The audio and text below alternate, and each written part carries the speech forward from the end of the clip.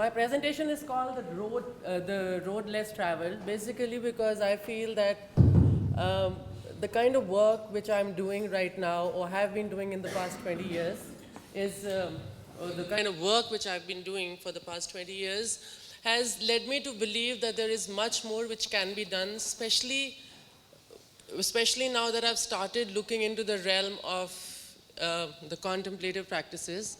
And this is something which I am scorned at a lot of times when I'm working.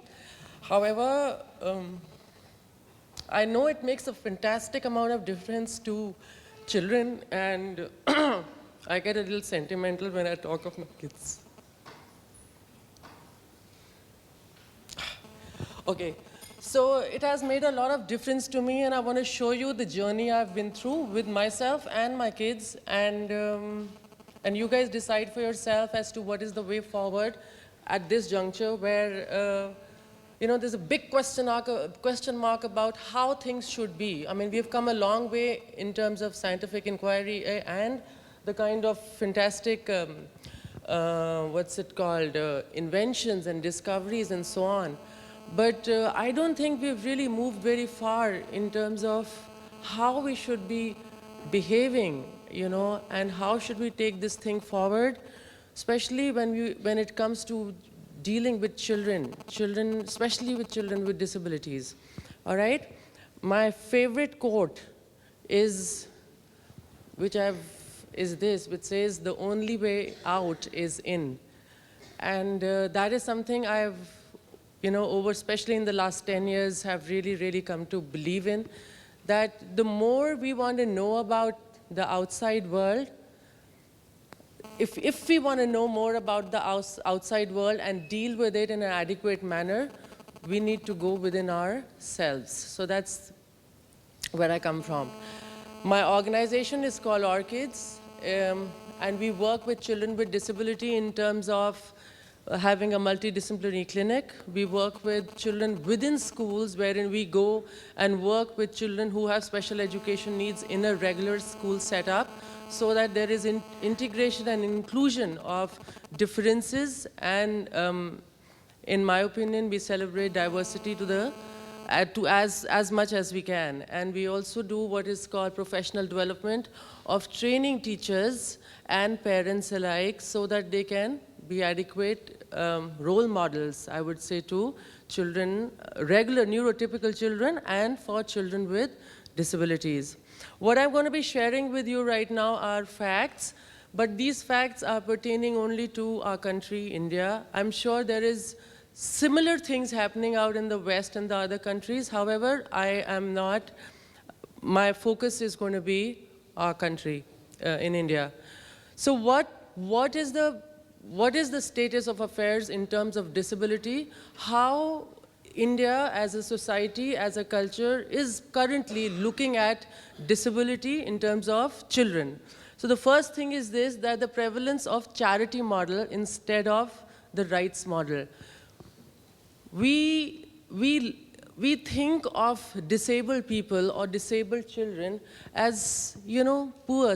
We feel immense sympathy for them, and we do things for them, not because it's the right as a person, as a human, or as a citizen of the country, but because, because of the feeling we get of, oh, poor child, he can't hear, he can't read, he can't talk. So that charity model is the one which is actually an instigator of whatever behavior we feel or we do to that child. So from that model, we need to slowly shift towards the rights model, which implies that despite the fact that the child has differences, whether he can read, write, not write, hear, not hear, see, not see, is not able to sit down and copy from the blackboard, or is not able to recite the way everybody else is doing, however, has equal amount of being in that classroom as any one of you or me or anybody else. So it's the right of the child to be there irrespective of what his deficits or what his strengths are. Right now, we are very much in the charity model. However, slowly, I think we are moving towards the rights model, but it's going to take a long time. Next is disabilities. There are a lot of disabilities which are not included in our act. It's called the PWD, which is the Persons with Disability Act, again pertaining to India. There are certain disabilities which are called invisible disabilities. For example, learning disabilities, attention deficit. These disabilities are not part of the act. The only certain disabilities like cerebral palsy, which is spasticity, autism, locomotive disabilities, which I feel are very apparent and visible to naked eye, are the ones which are, as of now, included. So there are certain disabilities which, or conditions which are not included in our legal system. Next is schools are not willing to take in children with disabilities. It is more to do with attitude. The schools in our country right now, when I'm talking about schools, I'm not talking about special schools. I'm talking about schools which are inclusive schools, which have neurotypical children. Those schools are not willing to take in children who have differences because a lot of reasons, attitude, not being equipped, lack of awareness, whatever it is. I'm not going to go there, but the current status is that special children, whatever their strength may be, should go to a special school. They should be surrounded by only disabled people. They should be surrounded by only the likes like them. They cannot become part, they cannot be a part of an inclusive society. That's the current state of affairs. Next is schools are not equipped to deal effectively because of lack of awareness. The schools themselves are not equipped to effectively deal with the children or learning of the children. If the child is on a wheelchair, the schools are not equipped to deal with. They don't have ramps. If the child is hearing impaired, they don't have anybody teaching in sign language. If the child is visually impaired, they don't have any professional who knows Braille. If the child is has learning disabilities or has autism, there are no trained professionals who would be willing or would be able to deal with children effectively. The teacher training programs in India, to become a teacher, one has to do what is called a B.Ed, a Bachelor's of Education. That's the minimum. But in our country, the B.Ed program is for regular neurotypical children. It does not cover disability at all. So the teachers who are being trained to work with the children or the population, the children of the so-called the population of the future, are not trained to deal with any kind of disability. So if you have to become a teacher of the disabled, you need to do a totally separate training, professional training program. So there's no merging point at all. It's almost as if there are two different streams going simultaneously together. Next is awareness of strengths and weaknesses of children with disabilities, very negligible. So there is no awareness. Nobody talks of looking at from the perspective of the strengths of the child. Look, as far as I'm concerned, all of us have some have some deficits, we have some strengths. There is not a single person on this planet to whom we can say that he's absolutely negative. It's not possible. However it is, we look at the glass half empty, half full, or whatever you want to say. The point is, one has to have it in them to look at the positives. But in our system, especially in our education system, nobody wants to look at the child in terms of the strengths. The neurodevelopmental profile is so full of only deficit, deficit, deficit, deficit. It's a matter of perspective, but it's not happening as of now. So of all this, is there a consequence? Of course. I mean, are there any consequences? There are a hell of a lot of consequences. So what happens from the child's point of view? The child is mistreated. The child is misunderstood. The child is misguided, and the child is misdiagnosed. These are the four main things which happen here. The child is in school. If there is a deficit, there is bullying happening, there's traumatizing happening. The child is not, the motivation, the self-esteem of the child is so thwarted that it's heart-rendering to see some of the kids there. A lot of professionals who are already in the field misdiagnose the kids because they don't know any better. They are misguided as to what they can do in their future, if they can become independent or not, and it carries on. So my question to you is, when we talk about ethics, is this the way it should be done? I mean, is this the way it happens everywhere? Or is this the way we should move forward? Next question is this wrong or is this right? I mean, who's to decide what is wrong? Who's to decide what is right? Is it us? Who's going to tell us this? Who's going to tell all the teachers in our country, which is a country which is humongous in terms of numbers, and all the teachers who already become teachers? Forget about the ones who are aspiring to become teachers. What about those teachers who are already in classrooms, who are already supposedly teaching those kids?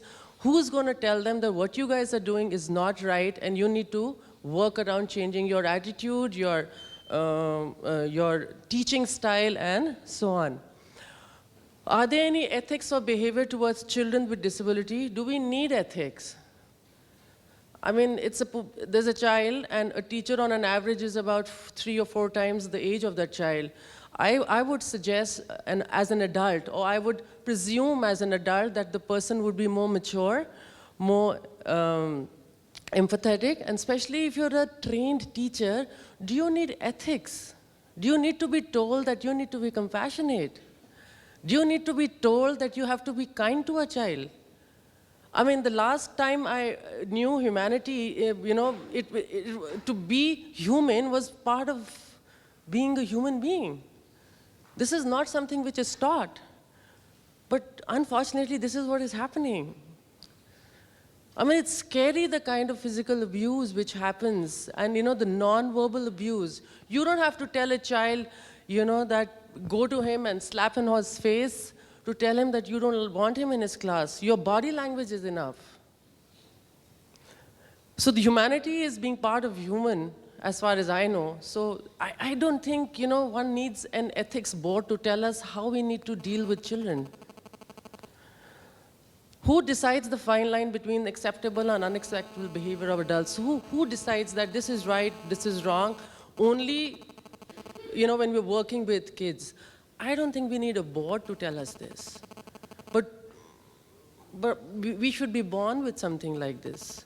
As humans, being the most evolved species of all living organisms, I think we have it in us, but why is it lost? So now what about parents? The consequence of that kind of a society which we have, what happens to the parents? Most of the parents are traumatized. Why are they traumatized? Because their kids go into schools and they're sitting in their house waiting for the child to come back and tell them the next morning, I don't want to go to school. My teacher doesn't like me, my friends make fun of me, nobody wants to talk to me. So what is happening to the, to the emotional aspect of the child? What is happening to the confidence of the child? It's shattered. And the parent has to see this day in, day out for all the schooling years the child has to go through. I mean, it's horrifying. I mean, it's like, you might not have a physical disability as such. You are able to walk and go there to school, carry your bag and get it back. But what the emotional, the toll it takes emotionally on a child is crazy, is all I can say. So is it only, parents are traumatized? A lot of parents are blamed for having children like this. Because of lack of awareness, a lot of teachers, turn around to the parents and they say that it's the upbringing of the child, which is, because of the upbringing of the child has become what the child has become. They are harassed, they're misguided, and a lot of them are in denial. They don't want to see that, yes, there is something wrong with the child for whatever reason, but this is what is happening in the minds of the parents. So whose responsibility is it? I mean, to bring up children, is it only the responsibility of the parents? Or the schools will share it, because the child goes to school for about 6 to 8 hours daily, 6 times a week. So whose responsibility is it to bring up that child and enhance the child's social emotional status? or the confidence, or the learning of skills, psychomotor skills, attitudes, whatever the learning takes, who's going to take responsibility? Should the parents say, it's not my responsibility, I'm paying the school bills, I'm paying the school fees, you do it? Or the school says, I'm sorry, these are your children, you take care of it, we will only teach them ABCD. Is that what school is for? To think about. And the next is the teachers. It's very rarely you do come across some teachers who have that, child-oriented, they have that empathetic feeling towards the kids, and they will do that extra work which is required.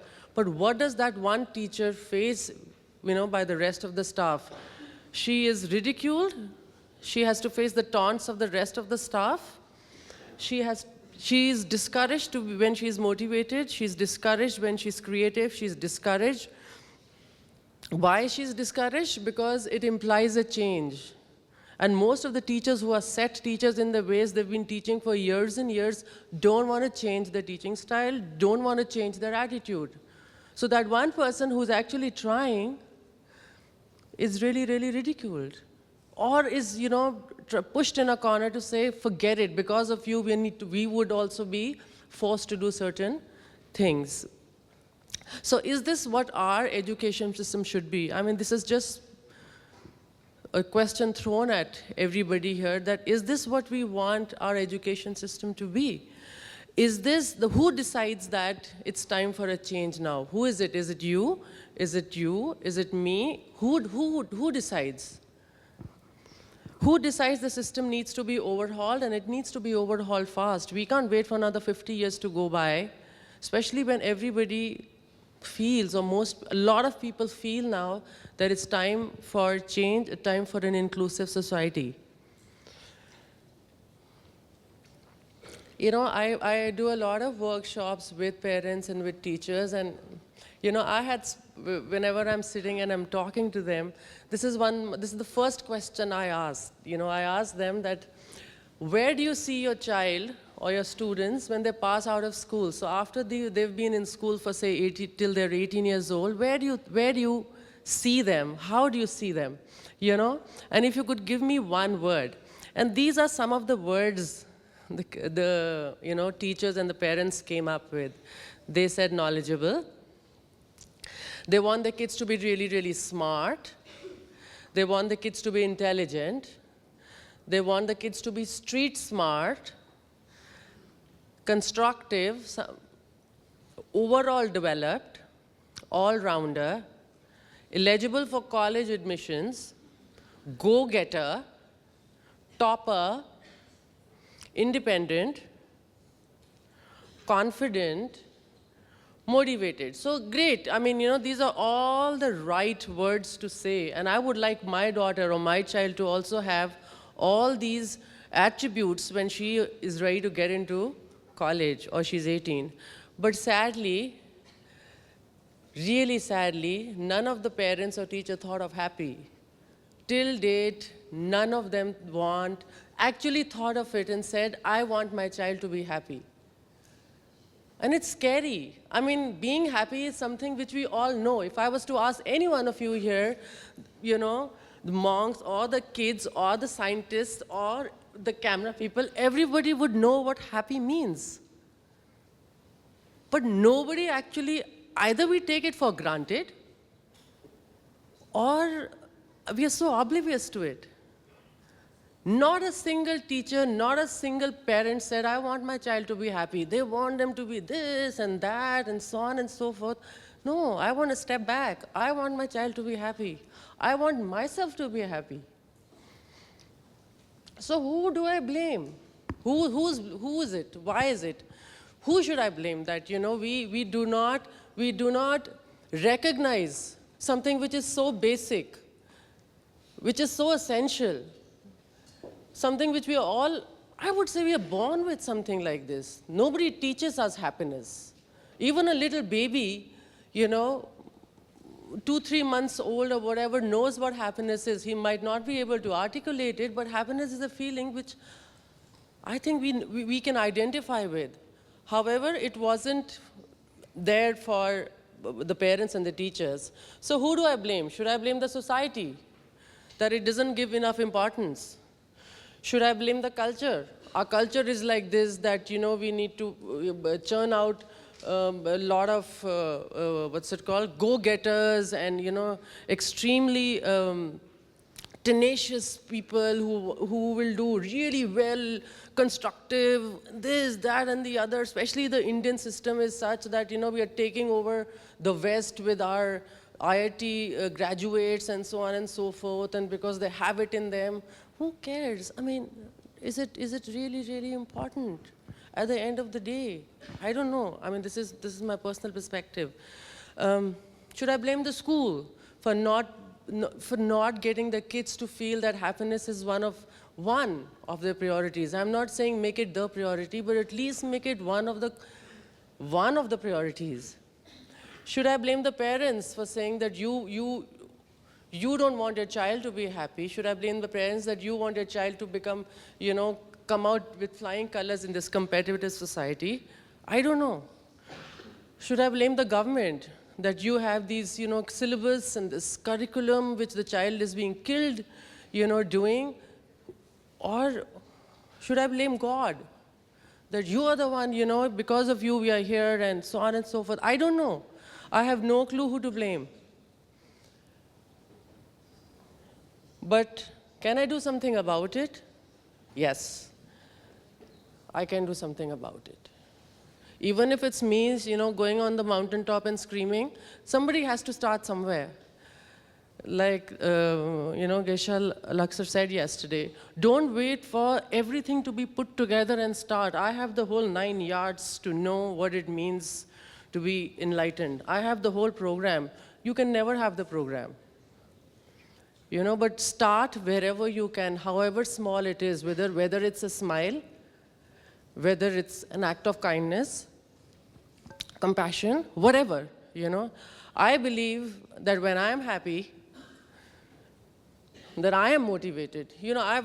This is totally personal, and the fact that whatever has worked with me, I feel can work with anybody else, even with children. So when I am happy, I have seen that I'm much more motivated. I want to be with my kids and I want to do the things. I feel I'm more confident when I'm happy.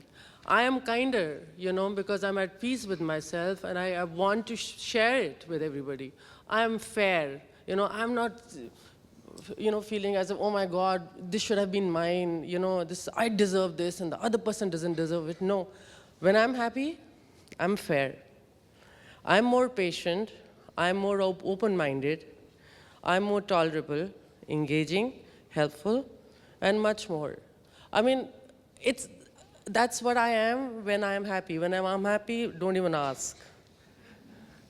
I also believe that if it is true for me, then it'll be true for others, including children. So in my vocation, or I'd say in my life, because my vocation is my life, I want my kids to be happy. Because if they're happy, it's a spillover effect. They will be everything else. So what do we do? So how do we work around it? So in my organization, we work towards this. We've just started working towards this recently, but we're working towards this in all aspects, at all levels, when we're working with teachers, when we're working with children, and when we're working with parents. I've written this as a disclaimer that I am not propagating any religion. I'm not propagating anything, any cult or any, sect or anything. This is nothing to do with religion. It's to do with the way of life. It's to do with my own personal experience and little informal researches which I've done with kids. I don't have any documented evidence and all, but frankly, I don't think I need documented evidence to say that happiness should be our priority. Anyhow, how do we do this?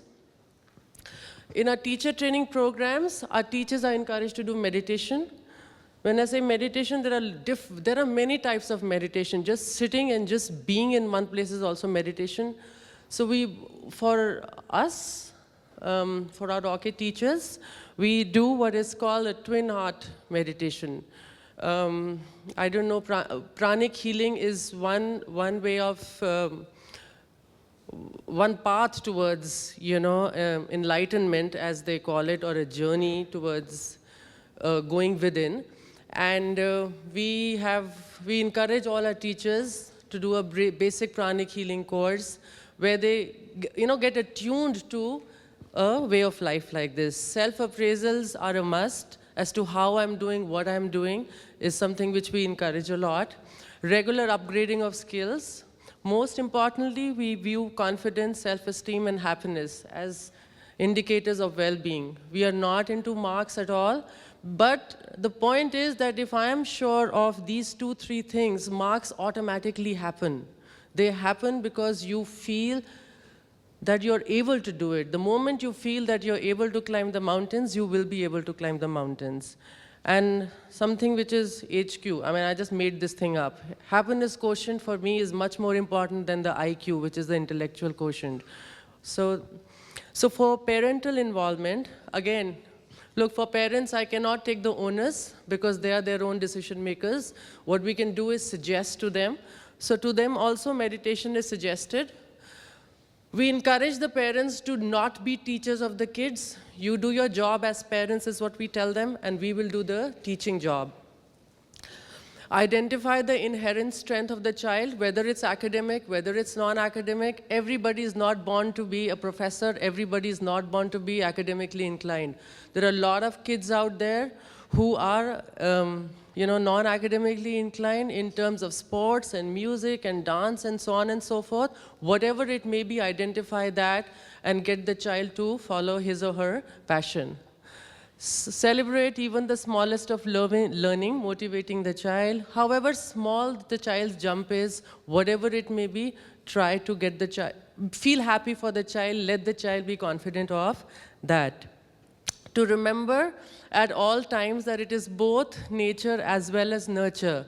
It is your genetics or where the child is coming from, and it is the environment of the child which is going to make the difference. It's not one and only. And to be the child's biggest advocate. This is for the parent. After all, the child belongs to the parent, and the parent can be the only person who can actually fight the battle if need be.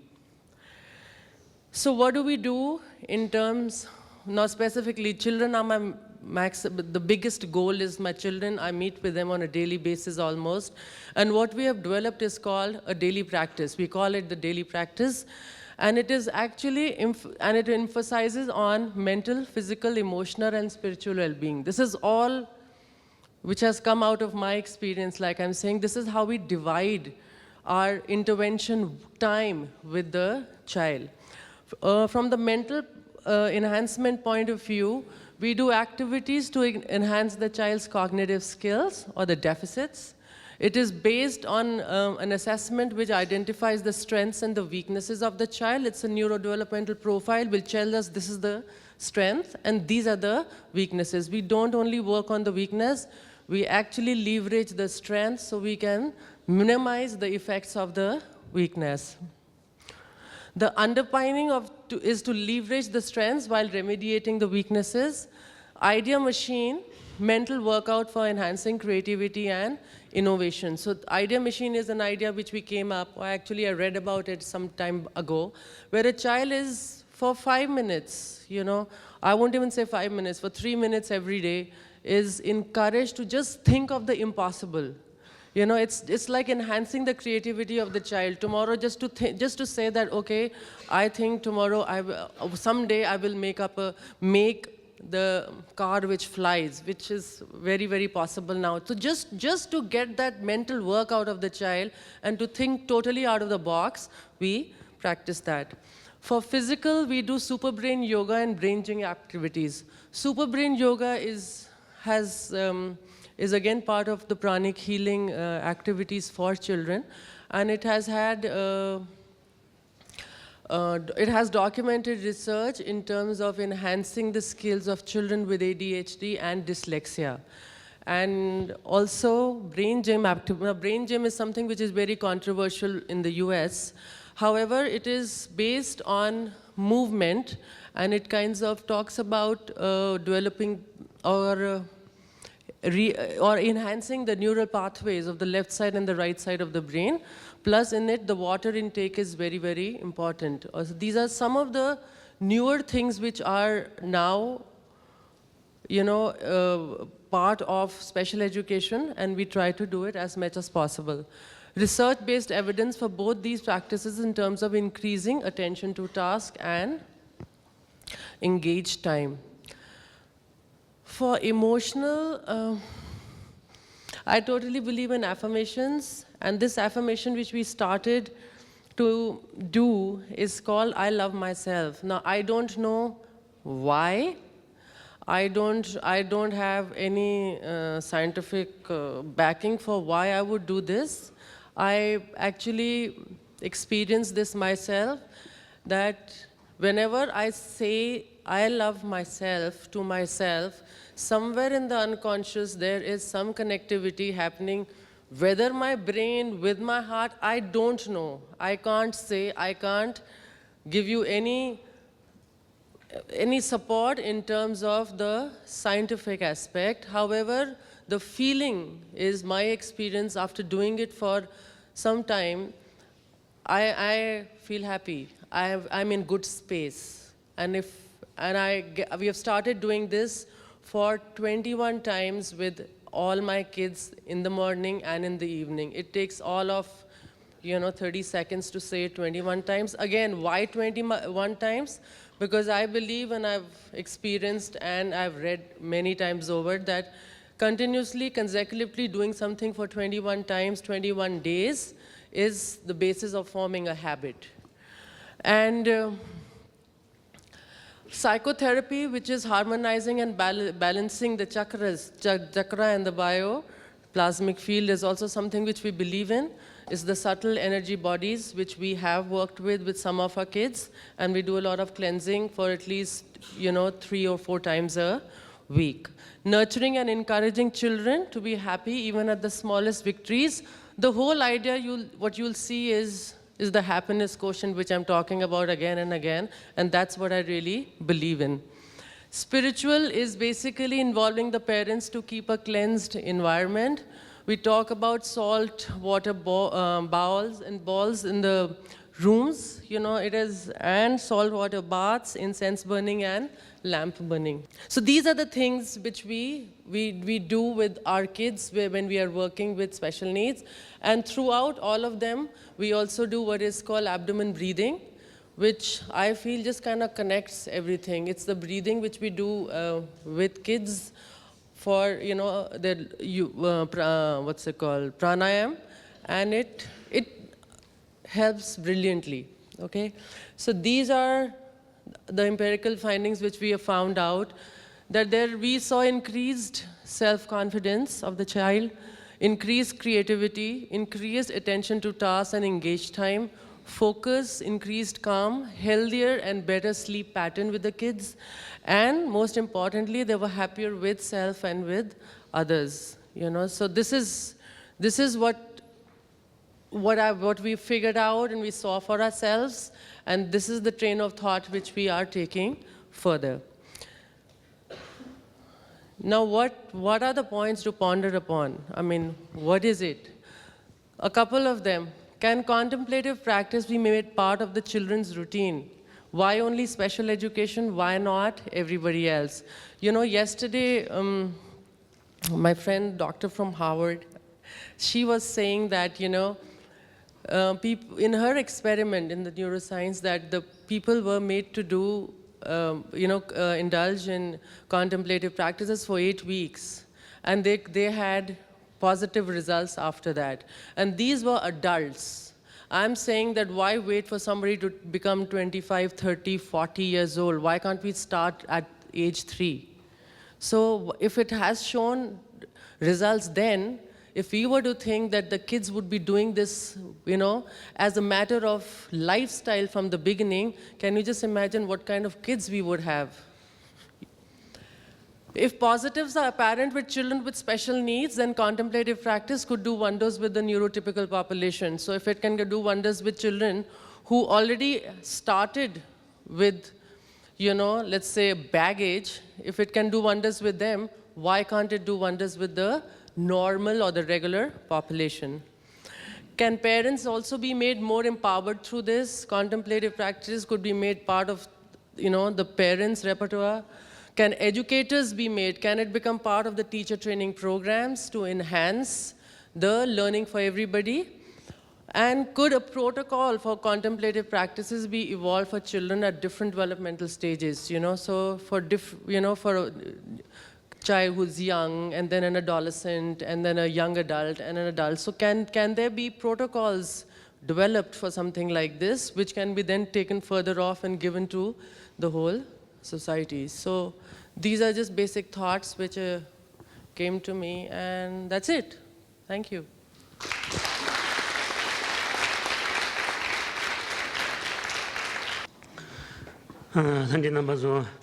Samdra Tachidira Shiva Dang Chapchi, me Tanda Jalagi, a poet to Zonyo Chonjiva, and a Kale Mambochi Teba, the Kanganti, Dongan Patanji, Samuna as a type song. Tangazo Gilonji de Namsindi Nanaji, Yamanchisagi, Kanzati, Kusa, Jangway Normatang, Mother Teresani, May Kukundi Jinita Jala.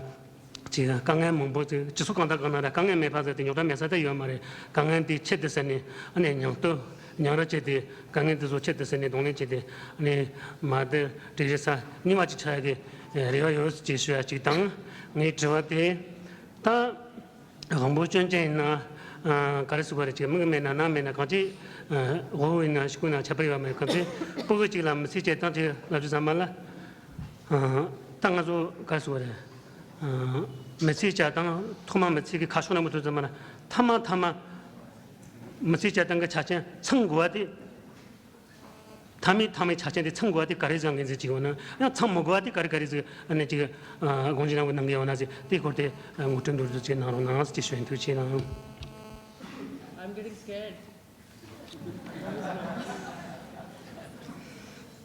So as a Buddhist monk, I'm very happy and encouraged to hear about your wonderful job that you are doing with kids. We have like His Holiness and Mother Teresa who have been doing a lot of work for the benefits of others, and I hope that one day what you are doing is not less than what Mother Teresa is doing, and one day hopefully you will become somebody like her. And my question is that at the end of the day in our life, what is the thing that is most important to us, and what is the thing that we don't need in life? Thank you very much for the Mother Teresa bit. I'm very touched, but I'm nowhere close to being a Mother Teresa. As far as at the end of the day, where we want to be and what do we want, I personally feel that everybody, all of us here, including you and everybody, we all have our own lessons to learn. We are all on our own individualistic journeys.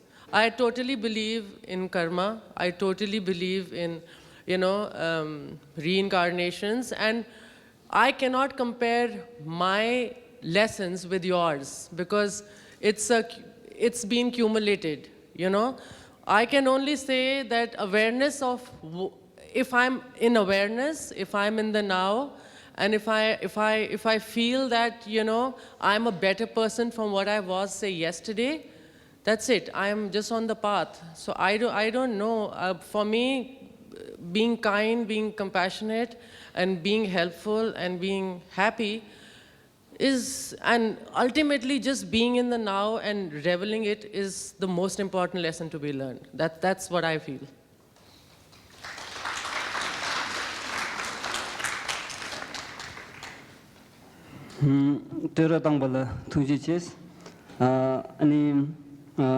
Jirda ani manzu ki inchi kira mizijik nanglola ani khari chegure khari kechembure khari kechisu kharesia di ane dus ta lathoya yo maris nganzu mi thangma ger thangma ane su manda chadi yores ngayimbina ane lejumde na da che kewanga chi khelini chins cheza dilo zambala ane nganzu thangma ane su chik ta lamga do mas ani manda da ani so kita migu da ko ba manda yodi yores imbina ani nganzu sangma ani so dinde ki ani ger ki manda we ki chewar yumil ma do ba ani ji ga chamning je che da ani mis chik shembeng ki chawa che dinzo ani tumung ki ton ta ke chimbure samgdus